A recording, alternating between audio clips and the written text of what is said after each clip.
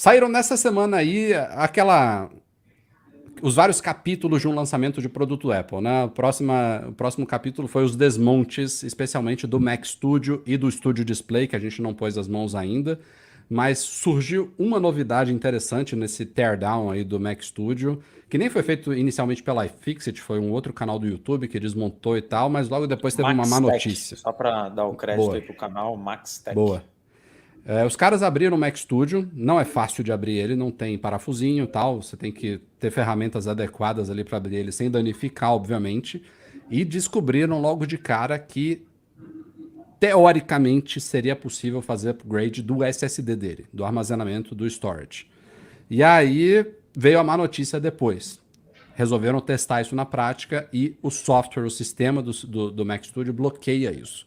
Então, assim, o resumo da ópera é, o hardware, ele possibilitaria um upgrade até de você instalar um segundo drive lá dentro. Mas, ao menos por hora, a Apple, a gente sabe como a Apple é, ela está impedindo por software, o sistema não reconhece. Eles até conseguiram fazer um transplante de memória de um Mac Studio para outro, tipo, colocando o mesmo drive, digamos assim. Quando essa troca é feita com SSDs de mesma capacidade, porque De se você mesma muda capacidade. se você tem um de 512 e outro de 1 tera, por exemplo, e trocar, não vai funcionar. Tem que ser, por exemplo, dois de 512.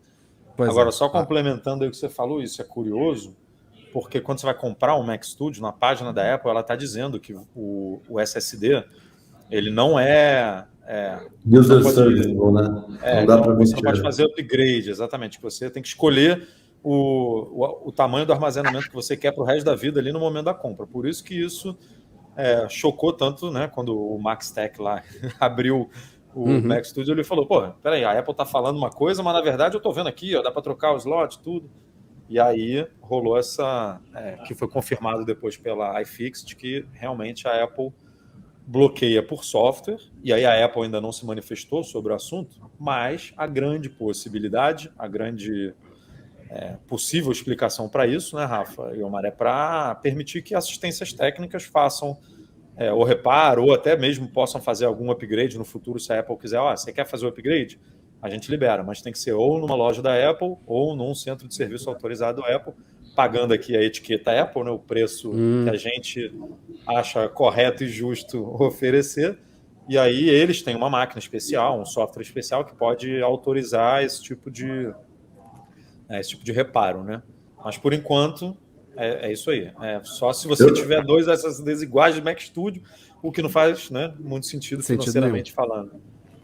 Eu vi essa notícia na Mac Magazine e sabe o que eu me lembrei? Tem precedente de coisas que eles tinham, tipo uma trava em software, e depois eles liberaram, tipo a troca das telas retina, né, o componente do Face ID, né? Tem assim, eles têm a capacidade, né, de bloquear, sei lá, acessórios não originais e tal, mas nos últimos tempos, esses dois casos, pelo menos que eu me lembro, eles não, uma delas eles não usaram essa capacidade, na outra eles liberaram depois. Então eles têm isso um pouco também, às vezes assim, de início eles travarem, né? Sei lá, de repente eles usam lá um slot, nem sei se é M2 ou não, mas enfim, aquele padrão, né, de SSD, eles usam às vezes alguma coisa que não é padrão, aí eles vão lá e homologam outros fabricantes, sei lá, o WC, esses caras que fazem né, kits mais baratos, e aí depois eles vão lá e liberam. Então, assim, eu compraria o que eu precisaria para não correr o risco. Mas quem depois de comprar pensar em upgrade, eu não duvidaria deles liberarem. Assim. E essa questão que o Edu falou de futuramente talvez eles permitirem o upgrade numa loja, eu não boto muita fé nisso no caso de SSD do Mac Studio, mas vamos ver, né? Quem sabe, como o Omar falou. Mas uma coisa que eles já meio que falaram que seria de uma forma e já mudaram nesses últimos dias é o stand do Studio Display. Tem lá 3 versões, né, que você pode comprar. Tem a versão padrão dele, que só ajusta a inclinação. Tem uma outra versão que é $300, $400 a mais, que tem um ajuste de altura e inclinação, parecido com o do Pro Display XDR. E tem uma outra versão mais simples, que é para adaptadores VESA. E aí no site da Apple ela fala, se você escolher, o stand que você escolher, a base que você escolher, você não pode trocar, não tem um parafusinho para você alternar entre um e outro. E isso é uma coisa que poucos dias depois a gente já descobriu que não. Quem comprar de um jeito vai poder levar numa Apple Store ou num centro de serviço autorizado e pedir a troca, claro que pagando de novo a cifra Apple. Mas isso já mudou, então quem sabe, né? Outra coisa, né? Outro detalhe aí, que a Apple fala uma coisa e na prática E tá lá no site, se você entrar no site ainda tá dizendo isso. Ela podia começar a se ligar um pouco nisso, né? Porque ela já sabe, como você falou aí, que todo lançamento da Apple tem um ritual, né? A Apple lança, saem os reviews, né? O embargo cai, saem os reviews, depois tem os hands-on de quem não tem embargo, depois tem um iFixit, um MaxTech da vida que pega a mão, desmonta um produto, enfim, ela já sabe que isso tudo vai acontecer, que as pessoas vão achar essas brechas aí que ela diz uma coisa que na verdade não é. Então, ela já pode lançar o produto ou botar um asterisco ali explicando, né? Para não passar esse tipo de coisa, dizer uma coisa e na prática... Facilitaria, né? Pularia algumas etapas, digamos assim. E só para a gente fechar essa pauta inicial aqui, também desmontaram o tal do iPhone SE, e aí teve até uma surpresa, viu? Não é exatamente o mesmo iPhone SE de 2 anos atrás com o chip A15.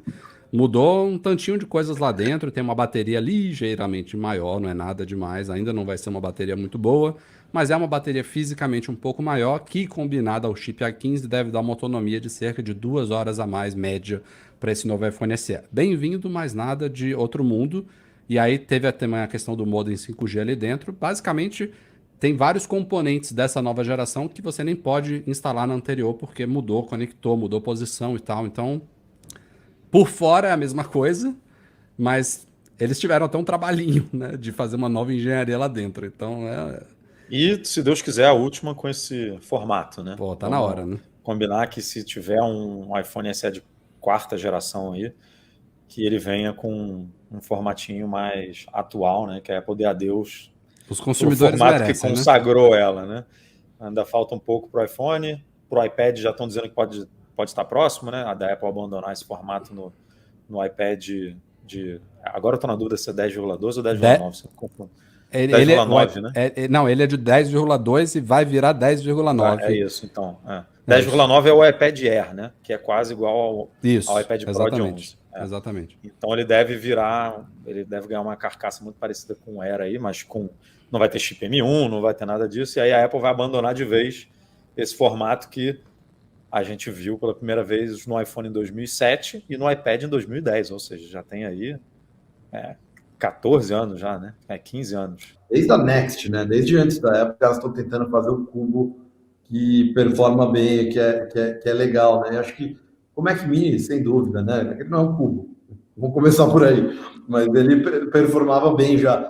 Mas desde o Next Cube, né? Depois o Power Mac G4 Cube, o Mac Pro ficou conhecido como Trash Can, né? Lá tem carinhosamente. Mas eles sempre tentaram esse form factor, né? Esse tamanho, essa coisa menor, mais potente. E acho que finalmente, né, não vi ninguém falando ainda assim, o ventilador tá ruim. E como eles controlam agora finalmente os chips, né, eles provavelmente não vão se colocar mais no corner térmico, né? Então é uma coisa assim, eu acho que é um negócio que reflete bem a Apple, né? Tem umas coisas que eles ficam 20 anos tentando fazer até que na hora eles acertam, né?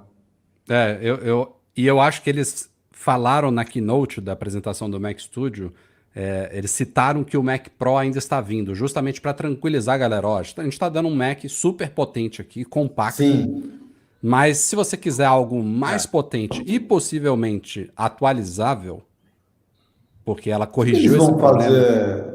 Eu falei, cara, quando eles fizeram aquele Ultra, eu falei, cara, o que eles vão fazer? Eles vão colocar 2 Ultras, 3 Ultras? É o mais óbvio. É o mais óbvio, né? Se eles forem conectar mais Maxes ali, vai... Agora, para ser modular, porque a Apple, ela agora usa um SoC, né? Que a gente fala que é tudo ali, tudo fundido, tudo numa placa lógica só, basicamente, numa placa lógica. Ela teria que vender umas gavetinhas de, né? Tipo, você pode ir numa Apple, você pode encomendar online uma gavetinha de M1 Ultra, ou sei lá qual vai ser, o M1 Extreme, né? Que os rumores estão dizendo aí que pode ser, o nome pode ser Extreme. E aí você compra um Extreme, bota uma bandeja e diz, não, eu quero Extreme, M1 Extreme Quad. Aí você vai lá, compra 4 gavetinhas. Eu acho que vai botando uma em cima da outra, assim, e conecta. Uma coisa que talvez eles possam flexibilizar no Mac Pro é permitir, por exemplo, uma GPU dedicada. Para o cara que, ó, você tem a GPU integrada aqui, tal como tinha nos Intel, que era uma porcaria, mas no M1 não é uma porcaria a GPU deles, mas o cara que precisa de gráficos ali pode instalar um AMD, não sei se a NVIDIA voltaria, mas um AMD top zona lá, dedicada lá dentro, talvez ele funcione. Ou duas, né? Ou duas. Mas o M1 Ultra não tá batendo de frente. A gente até publicou. Ele mas eles deram uma enganadinha nesse gráfico aí, né? Então, a gente até cobriu isso. Assim, sei lá, usando 100 watts comparando com a outra usando 300, ele vai pau a pau. Só que a outra vai até 500. E aí eles omitiram o resto do gráfico, né? Assim, então, mas essa é um caos, né? Essa, na teoria, é a GPU mais pancadona do mercado, né? E você está comparando com o M1 Ultra, levando em conta que ela consiga dobrar de novo, né? Que o M1 Extreme ela dobre o M1 Ultra e ofereça tudo em dobro de novo. Se ela conseguir fazer isso. E aí ela dobra no M1 Ultra e você pode ainda colocar 2 M1 Extreme, sabe? Um dual M1 Extreme na máquina. Aí acabou, você não precisa de GPU externa num negócio desse.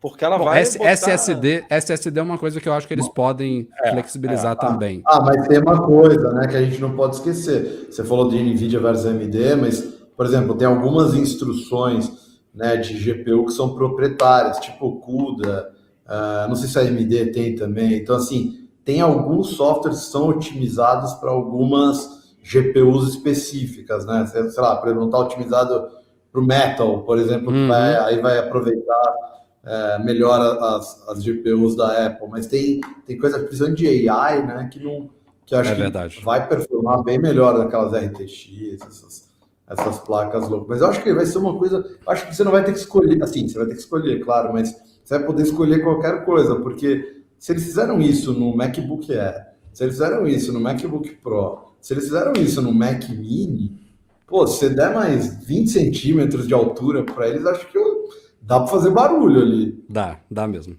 Cara, eu não tô... Esse M1 Studio foi uma parada meio boçal, né? Você olhar ali... Eu achei completamente ignorante. Os caras falando assim, cálculo de astrofísica, você fala, cara, isso aí, para quem precisa de um negócio desse, assim, a gente tá aqui, né? Como você falou, né? No Word, no Safari, no videoconferência e tal, o Rafa editando um videozinho ali, Final Cut. Quem é que vai usar o Mac Pro, meu amigo? Quem é que precisa de um troço desse? O Mac Studio é uma coisa que o Rafa, que entende mais dessa área de vídeo, 18 streams em 8K, não sei o que, ninguém usa um negócio desse no mundo, né? 8K, né? Ninguém nunca precisou disso na vida. O que o Mac Pro vai fazer? Quando eu editava vídeo, né, não tinha preview em tempo real. Qualquer coisa lá... Tinha que renderizar, né? Tudo você tinha que renderizar. Aí começaram lá no Final Cut, no Premiere, aqueles previews em tempo real, mas era com proxy, né? Ou seja, degradando o número de frames, degradando a resolução. Agora eu vi algum review no YouTube, era um editor ou uma editora de vídeo falando, cara, preview de 18 layers, sei lá quantos, em 8K, sem proxy, assim, é uma brutalidade, né? Primeiro que ninguém edita quase em 8K, né? Quem tá assim no high já tá em 6K, sei lá, você pode cropar. Tá claro que tem 8K, eu tô brincando, mas já é um negócio pesado, não é, né? A gente tá, todo mundo tá comprando ali a TV 4K e feliz. Os caras estão fazendo isso. Performance nunca é demais. E assim, tem que sempre dar um jeito. O preço desse M1 Ultra para o consumidor geral é tão boçal quanto a performance dele. Mas, se você pensar o que ele tem a oferecer, é um ótimo custo-benefício. Já teve máquinas, inclusive o próprio Mac Pro atual, se você configurar ele no talo, é muito mais caro do que um Mac Studio M1 Ultra. Muito mais caro. Então, assim, bem-vindos. Que venha com performance de sobra. E o legal é que... Não, e se tá puxando a barra lá em cima... Isso, é isso que eu ia falar. No Mac Pro... A gente quer dizer que a gente tem um MacBook Pro, que é o nosso aqui, né, do dia a dia, cada vez melhor, né? O MacBook Air, cara, excelente com M1, excelente máquina. O Mac Mini M1, excelente máquina. Já, eu, por exemplo, resolve vocês a dois, 99, vocês dois aí exato, estão de exato. vocês dois estão de M1 Max aí. Eu olhei o preço, falei, eu não preciso disso. Para mim o M1 Pro já está de ótimo tamanho, assim, para o que eu faço. Confesso que foi exagero. Assim, não, é sério. Não, eu gostaria. Raro, eu na sua raro, posição, Sérgio. provavelmente faria a mesma coisa. Eu olhei aqui e falei, pô, assim, é uma máquina que eu vou ficar 5 anos, sei lá, 6 anos. Será que não vale a pena eu investir no M1 Max? Longevidade, né? Mas assim, não precisa. Não, é overkill. É exagero mesmo, assim. É que eu não sabia antes, mas é exagero. Eu tava, assim, um Mac Pro, né? Apesar de $4.000 ser caro pra caramba, mesmo para um americano e tal, um Mac Pro equivalente, óbvio, não é igual, ganha umas coisas, perde as outras, mas era tipo $17.000. Isso. Dois anos atrás. Tem cara que tá com um Mac Pro de $17.000 num estúdio em Hollywood e que tá tomando pau do M1, do Mac Studio nesse Estava, né? Porque ele já chutou. chutou esse Mac Pro fora e botou um Mac Studio lá. Sim. Bonitinho em cima da mesa, né? E vocês lembram, né? 2 anos atrás, que a gente ouvia? Que a lei de Moore acabou, que não tinha como a performance aumentar mais. Veio a Apple e assim, humilhou a indústria inteira, mais uma vez, né? É verdade. É uma coisa bem impressionante mesmo.